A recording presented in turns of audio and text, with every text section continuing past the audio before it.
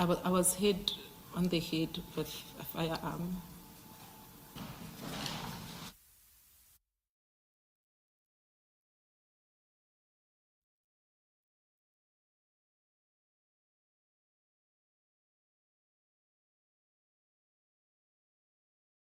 To reduce to writing or even give statement as to the occurrence of what happened with the Blue Light Saga. And furthermore, I think what disturbed Mr. or rather Brigadier Mkhwanezibeni, it is the fact that how I chose to handle this media inquiry, you know, having to had sent it to the acting chief as opposed to maybe just making him aware of what the developments were within the department. And if you turn over the page, you go to page 12 of your witness statement. In those last two paragraphs of this theme, please detail to the Commission any further developments after that meeting with Mr. Kulu. No, I didn't get any feedback from Mr. Kulu, but it would be a continuous checking in on how far are we, is there anything. So there was a point I remember where Mr. Kulu was promising imminent arrests, to say that, you know, we almost on the verge of completion and there would be arrest effected, and as such just hang 10. But it then became clear that there were 3 individuals whose assistance was critical in this investigation. That would be myself, for the role which I had played by virtue of receiving this media inquiry and forwarding it to Commissioner Spies without notifying or involving the Deputy Chief of Police Operations and Specialized Services and or the Brigadier himself, who is the man in question. And again, Commissioner Spies, who had then taken the stance in referring this into an investigation through our internal affairs, and furthermore, Ivan du Plessis, who was then responsible for critical documentation in the Office of the Chief of Police as being the staff officer, and furthermore, the role that he had played in facilitating the information sharing sessions with the IPID. Thank you, Colonel Thepa. You are now at paragraph 44 in your witness statement. Can I ask you to share the details of that paragraph with the Commission? You know, it was only later then that I had discovered that this is going to have some effect on me and that I was going to get some blowbacks rather, for the role which I had played. So in essence, in responding to this media inquiry and assisting IPID, you know, powerful individuals were not pleased with the transparent response of the EMPD media unit, and it became clear that I offended some people by responding to the media inquiry in the manner that I did.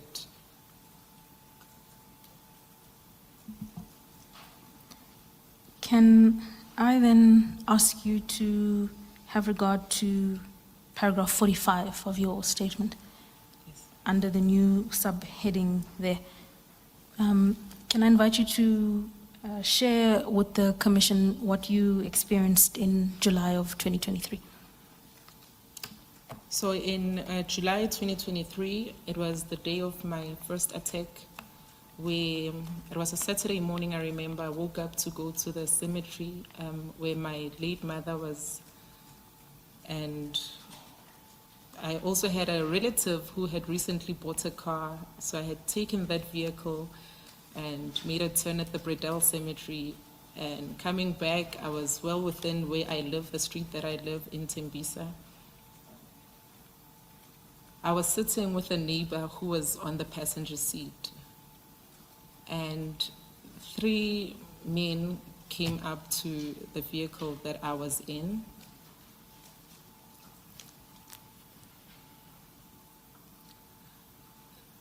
They came there.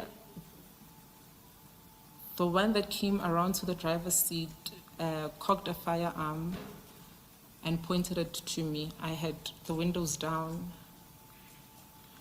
and he then demanded that I switch off the vehicle,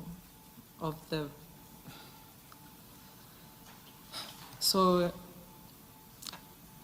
he put his hand in to try and reach for the keys on the ignition, but it's not the kind that you start manually with the key, it's those press buttons. And there was a lot of things that was being said. Behind me, as I was on the driver's seat, another came in and there was this sharp metal object against my neck. Initially, I thought, yes, a knife that's going to slit my throat, only to discover that that is a firearm.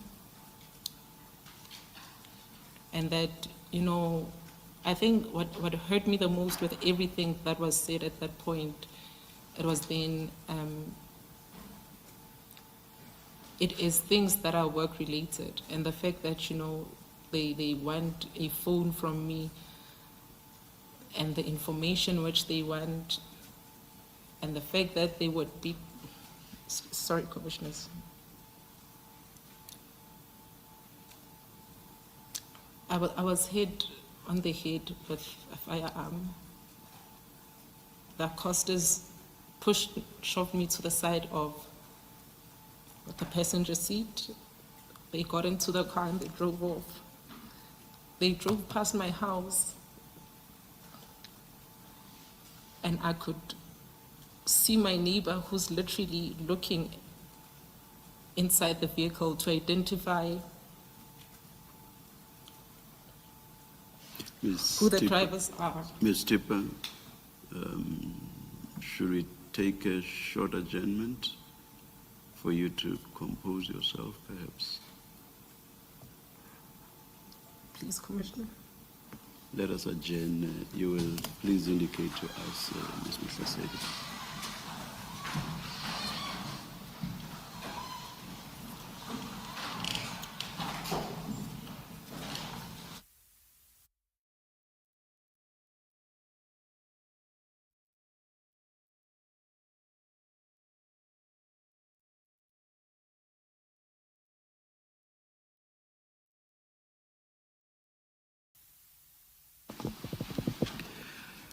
Hello, Ms. Thepa. Let's continue if you can.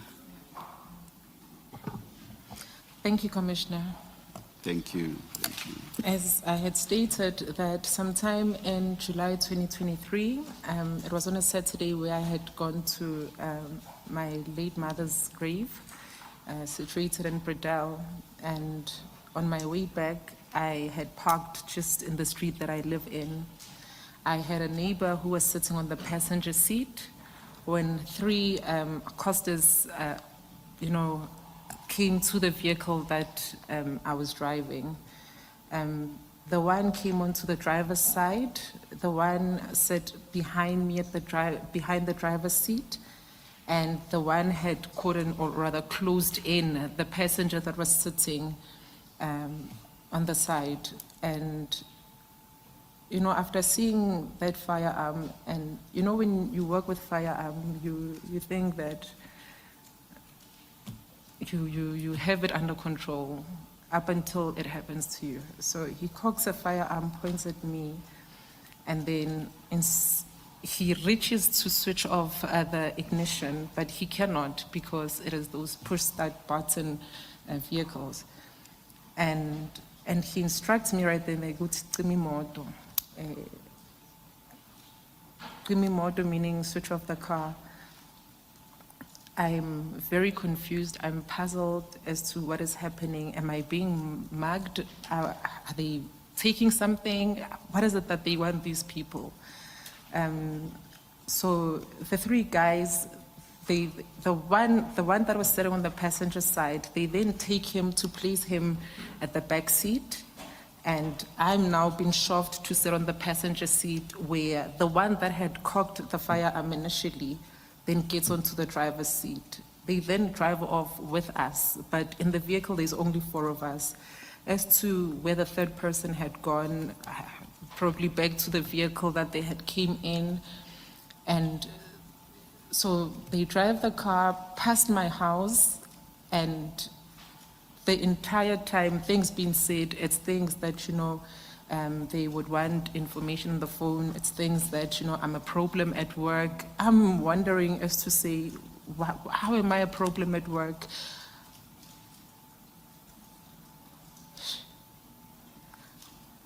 We drive, they take us to Ivory Park. The driver then parks on the side of the road, but by then, you know, I'm confused.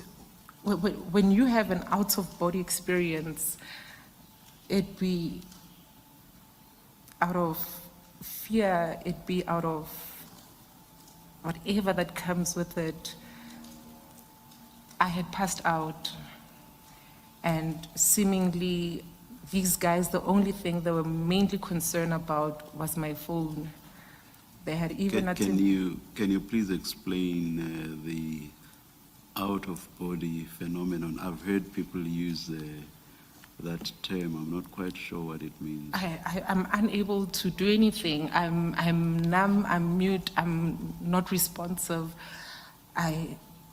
I'm trying to even make sense of how I could even project this thing that I was going through. But in essence, I'm so out of it that I'm even unable to respond, to even lift, to even make a sound. But you continue to see or perceive what's going on. I continued seeing everything that was happening. I had saw them drive past my house. I'd even direct as to say which streets they used going there to Ivory Park. But upon the Ivory territory, I'm not so familiar with it, but that's where the vehicle eventually came to a stop. And whilst halted there, they tried getting the neighbor now to open my phone and said that, but the information sifuna kule phone. I'm thinking, what information would that be? Why would I be in possession of any information that anybody would want in that element? You know, commissioners, this must have been one of the most scariest things by far, because I'm hit with this metal object, a firearm. I have another one sticking out on my neck. When you described it earlier before we adjourned, you said you felt a sharp object. Correct. In your statement, you said you felt a cold object. Correct. Yes, it was a cold object that had a reflection, a silver reflection on it. So if you just take a glance at it, you would seemingly think it's a knife under the circumstance, only to discover it is a firearm. And when we got to Ivory Park, and from recollection, you know, they had then taken my phone, they had taken my wallet, but what puzzled me the most, it's the fact that I even had my bank cards in there. They could have easily accessed money from them. I'm driving a brand new vehicle that still had a temporary permit at the back that they could have taken. So what exactly do they want? They didn't come there for the car. They didn't come there for the wallet, nor the money. But the ultimate thing that was being said consistently was the phone that had information. As to what information, it is still unknown to me.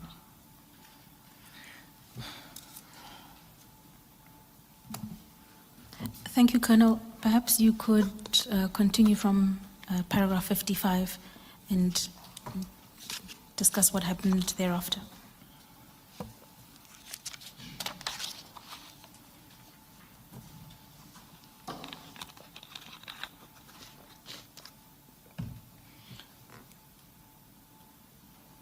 So they then request my neighbor to, they ask him as to what's wrong with me, but he then informs them that I'm epileptic.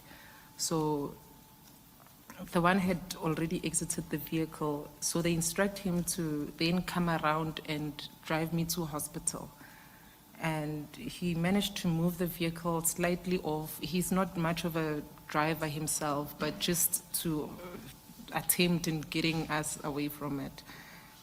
And we then drove straight to home because my phone is gone, my bank cards are gone. The one thing that I would put as a priority, it is the stoppage of the bank cards. Upon getting home, was able to access the phone, one of the relatives. I then called a friend who I'd given my ID number to say, please call Standard Bank, call Capitec, that you block my cards. And I then moved from home with the guy. We went to the Rabasoto police station. Whilst at the police station, I'm registering this case of kidnapping and, being pointed with firearm and theft, robbery. They assist me to an extent that, the docket is open, the A1 statement is written, the 3M forms I've completed, even the cover, the docket cover, the diary SAP 5 is then made. And just on its completion, they then tell me that because at some point where this accosters had driven the vehicle, they would need to obtain the fingerprints. And, it was a correct procedure to say the least. But what had been a bit of a hindrance for me, commissioners, is this vehicle doesn't even belong to me. What they had wanted to do is they had wanted to take this vehicle and take it to their pounds, maybe between Van Rijn or even Eriton for that matter.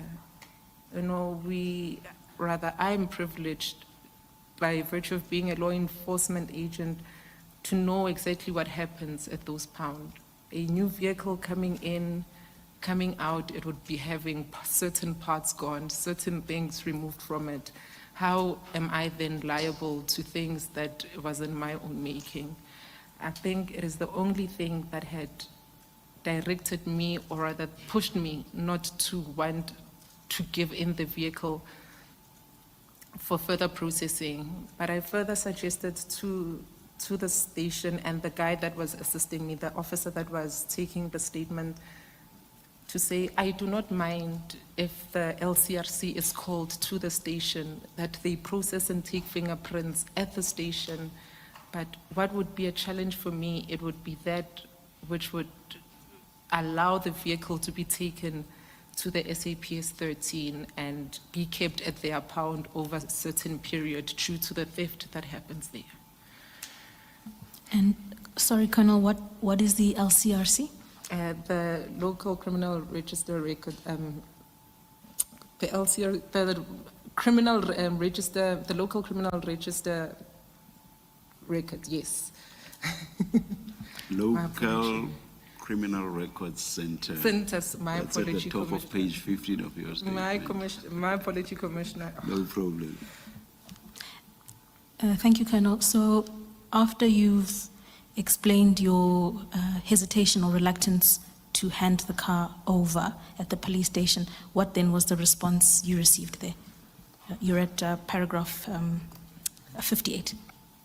They told me that they cannot register the case. They told me that if I'm refusing then to have this vehicle taken into the pound, then they will not register the case. Please continue. So are we on paragraph 55, you said? 59. 59, my apology.